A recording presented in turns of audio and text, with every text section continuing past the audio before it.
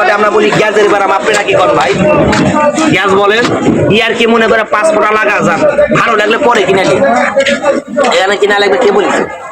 আমার ডাবালার একজন খারাপের কথা বলবো না, 2টা বোতল থাকলো, আজান দিছে, এখন দোকানের থেকে বাবু উঠে যাবো, যদি মনে টানে দোকান থেকে উঠার আগে যদি ভালো লাগে তাহলে একটা বোতল পারলে বাবা নেওয়ার চেষ্টা করে, যদি মনে চায় চাচা যে আমার ব্যথা আছে, দাওয়াত চুলকানি, খাউজানি, অ্যালার্জি, গ্যাস অ্যাক্সিডেন্টের জন্য, পুরুষ সঙ্গ দুর্বলতার জন্য এই অগ্নি পাওয়ার তেলের নাম আমি শুনেছি, এটা তেলের দরকার, মনে টানলে একটা বোতল বাবা যাবার টাইমে নিয়ে যায়। কারো হাতের যশ, কারো হলো বাবা কপালের যশ।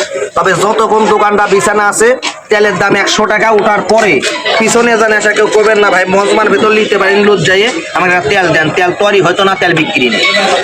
এতগুলান মাল দেখাই, এত কিছু দেখা ওষুধ বেচা লাগে না ভাই, ছলে বলে কৌশলে একবার লাগাতে পারলে কাম, একটু লাগান না লাগান 1 টাকা দেবেন, লাগান করা যায়, আছে কারো ব্যথা আছে এগুলো লাগান।